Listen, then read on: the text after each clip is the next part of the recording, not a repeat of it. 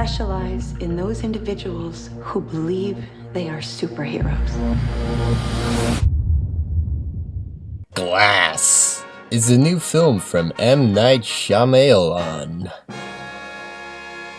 It is the third and final part of his Eastrail 177 trilogy, boy that name rolls off the tongue, comprised of Unbreakable, Split, and now this. What's ironic is that the biggest and only twist of Split is that it's a sequel to Unbreakable. If anyone remembered when that movie came out, and it seemed to have ended, but then that extra scene happens, and Bruce Willis leans his head down over there and goes, "Mr. Glass," and everyone was all like, "Ah!"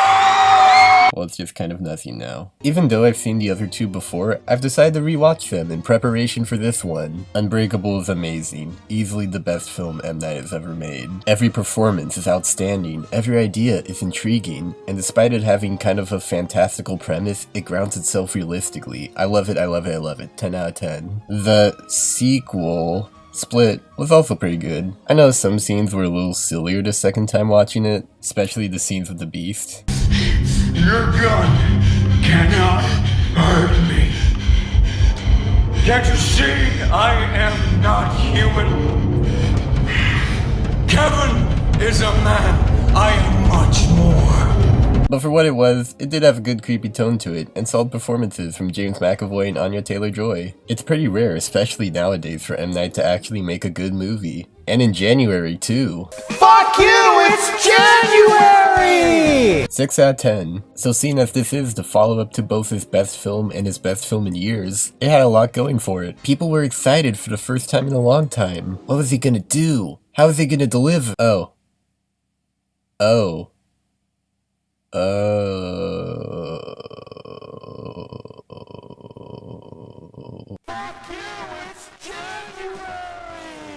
I guess we shouldn't have been too surprised. It had the makings to be something really good, but we're talking about modern Shyamalan here. Why are you acting this way? You are powerful and amazing people. You don't need to live like this. There's Earth right beneath your feet.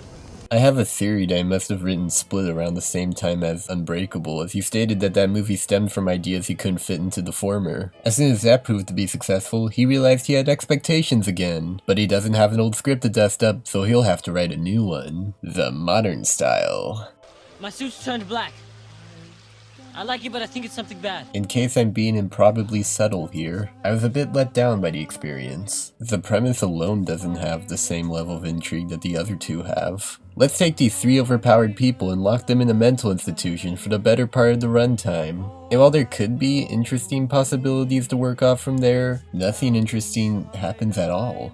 Most of the movie they're locked in separate rooms while Sarah Paulson talks to them one after the other. I'll get to her character in a minute, but first I want to go through everyone else. While I admire the fact that Shyamalan managed to get every actor to reprise their role, nearly all of them look like they could really care less. Like for example, Bruce Willis returns as superpowered human David Dunn, and isn't that last name fitting because he was practically sleepwalking throughout his whole performance. He looked and sounded so bored. And he's not in a lot of the movie either. He was gone for some pretty long periods of time, often stuck in his containment chamber. Surprisingly enough, Samuel L. Jackson's not much different. He is the titular character and lead villain, yet he doesn't say or do anything for the first hour or so because he spends that time in a catatonic state out of boredom, for all I can figure.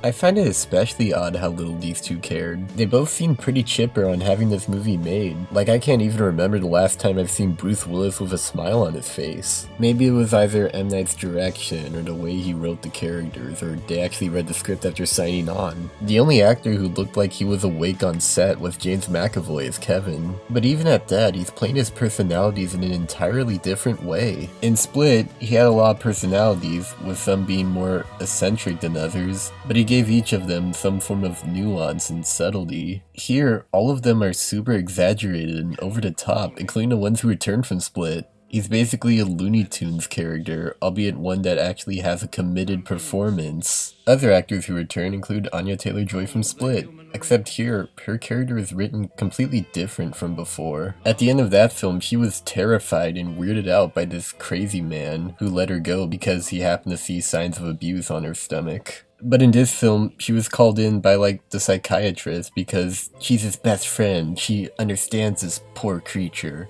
Why her? Because she was the sole survivor of a killing spree? What makes you think the victim would understand him just because she survived? What makes you think she would want to help? Well, she does anyway, but why? Is it because they were both abused as children? That could be a reason, except there's no scene of her doing any specific research on him, apart from reading superhero comics, which is what everyone else does. Which I get it, superheroes are a big deal to these people. But how is this helping exactly? It just looks like you're reading a random issue of a comic, based on the cover looking somewhat thematically appropriate to what you're researching. Other characters who do this as well include Bruce Willis's son from Unbreakable, and Mr. Glass's mother. Not a lot to say about either of them, except oh my god, her makeup. Hey guys, we need that actress back. Wait, what's that? She's 5 years younger than her son in the movie? Let's just throw a wig on her and flatter her face with wrinkle paint. That'll look good. Now, I get it. You got a pretty low $20 million budget, so certain things might not have the same polish as others. But the recent Suspiria cost that same amount, and look at the makeup on Tilda Swinton in that movie and compare it to this. Like, yeah, I know that character's a different gender, but you could do so much just by hiring the right people. Not your Halloween kit. Alright, it's about time I talk about Sarah Paulson's role. She plays a superhero psychiatrist whose job is to try and convince people that they're not actually superheroes. So that's like an actual job position people take? That's something that a regular psychiatrist can't do? They need one exclusively for superheroes? There's like 3 of them there, and her job description will make even less sense once I talk about the ending. But even aside from that, her dialogue is kind of terrible. It's all the same, did you know that in comic books, this is the scene in which the hero and the villain have a moment of recollection? Or, in the very first Action comic, Superman did not fly. Or, this is the part of the comic where all of the supporting characters meet with each other. Give it a goddamn rest. And yes, Samuel L. Jackson did do a bit of that in Unbreakable, but it was done sparingly, and it fits his character. Here it feels like a retread of the critic scene from Lady in the Water. My God. This is like a moment from a horror movie. So the institution they're in is one of the shittiest, least secure places with the most idiotic staff you could ask for. Each one of their rooms have something that can subside them if they act out, like David has jets of water that can spray at him. How do you even know that was his weakness? Kevin has these lights that they flash in his face to change identities, and Mr. Glass has nothing. What makes Glass in particular really egregious is the fact that because of his high IQ, he could just leave his room multiple times without anyone noticing. You'd think that there'd be a larger security protocol for this man, but apparently not. And the staff themselves are so stupid that they tease their patients in close enough proximity for them to get injured. And also, I swear, they like leave the doors open and shit. Come to think of it, why did they need a mansion this big for 3 people? Something else to note is that in the movie itself, they repurposed 2 deleted scenes from Unbreakable into this. One is a scene where David's talking to his son, and the other is Elijah at the fair as a child. I am a bit mixed on this approach. While I find it interesting to use previously cut footage from prior films as part of the storytelling, it's also kinda weird, cause you could find these scenes on the DVD and watch them. Also, the footage is noticeably 20 years older than the rest of the film. Although I wonder why. Now, I am going to cease my judgery for a minute, to talk about a few things that I can give some credit to. So despite how low budget this was, I could tell that Shyamalan did try a little with the production design and some of the shots. It does feel like something that's kind of set between the 2 films. Like, it doesn't look as gritty realism as Unbreakable, but also doesn't look super horror-y like Split. Kind of a slightly more colorful middle ground. And once Mr. Glass finally starts talking again, and he teams up with Kevin to do something, it does start to get a little more interesting. I like their interactions and the dynamic they had together, but unfortunately, that aspect doesn't last very long, and this leads to the 3rd act of the movie. Ooh boy, I'm gonna issue a genuine spoiler warning here. Skip to this link to hear my wrap-up thoughts in 3, 2, 1. So we all know how much Shyamalan loves adding twists to his work, right? What a twist! Well here, he ups the ante by not 1, but 2 twists! Possibly to make up for the fact that the one twist in Split is already inevitably spoiled. The first twist is that Kevin's daddy died on the same train that Bruce Willis boarded in Unbreakable, so Mr. Glass inadvertently created two super people. However, Kevin gets so pissed at hearing this news that he throws Mr. Glass on the ground and he just dies. Goodbye. And not long after that, Kevin gets shot in the stomach, and he dies in Anya Taylor-Joy's arms, while tearfully saying his final words. And I'm still not sure why she's this close to him, but that doesn't matter because it's time to break the unbreakable. Which leads to the second twist of the movie. Sarah Paulson is part of an evil superhuman masquerade cult that has been around for over 10,000 years. Holy shit, what? So this cult's been around for that long a time, for that many years, which begs the question, why did it take them so long to catch up to David Dunn? They already had Mr. Glass locked up for a while, so why couldn't they get to him sooner? The longer they waited on him, the more the word spread about his deeds. So he's already known by people in the area. So if he's been doing this for the past 20 years or so, people will notice that he's gone. And the reason why they do it is to stop the possible rise of supervillains? Wasn't that one of the reasons why he became a hero in the first place? I mean, someone like Kevin could turn into a supervillain, but he could be taken down by a sniper rifle from a distance. Mr. Glass didn't even have any powers. He's just a guy in a wheelchair who's smart. Have you ever reasoned with the heroes for how this could work out? In all of your 10,000 years of doing the masquerade, you have never thought of maybe a different approach? A different option? It's either you pretend you don't have powers or you die. Like I said earlier, that brings her whole superhero psychologist title into question. Her telling them that would imply that other superheroes exist in the world. Kinda defeats your purpose for the whole masquerade thing. Makes me wonder what this plotline would be like if it were set in the Hero Academia world. Alright, now at this point I am delaying the inevitable here. How do they kill off David Dunn? Well, it has been established from the beginning that he has a special weakness against water, so they obviously have to integrate that into his death. So how do they do that? Do they throw him into a tank of water?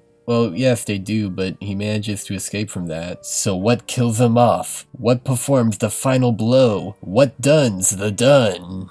They lay his head into a puddle of water and they drown him in it. Not even like a huge puddle. The kind that they like have to hold his face down in it and stuff. A man who could bench press 350 pounds can't push a couple guys away from him with his face in the puddle.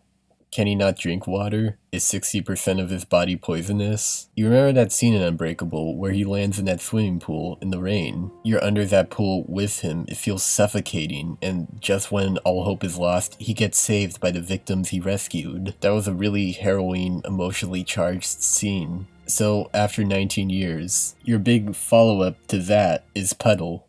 What an anticlimax. What a shitty way to kill off three once very interesting characters, Shmamuka the Duke. And if that's not enough, the actual ending that follows, where the three people closest to them go to a train station for no reason other than, hey, remember that? And you just post these security videos of the three doing superhero stuff up on YouTube for the world to see, to put an end to the masquerade forever and all that. And the videos are given dumb clickbaity titles such as, Guy bends a pipe, real. Even the footage that's shown, despite actually being taken during the events, would look really fake from an outsider's perspective. But it seems like the 2 or 3 people we see watching it in the train station act like it's real. Like the movie ends on a big wide shot of the station as if it's supposed to look like everyone there is watching it, but it looked like barely anyone was. And the credits just play a clip show of all the other films. Bravo, Shamea May, way to end the trilogy. In all honesty, this is definitely not the worst movie he's made, not by a long shot. You can tell he was trying in some aspects at least, but as like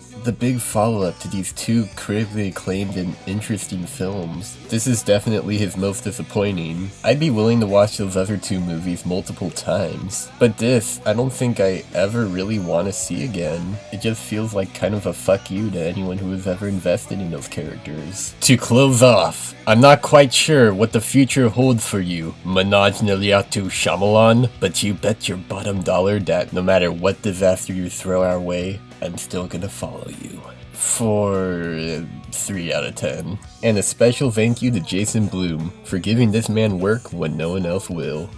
Took for granted all the times I never let you down.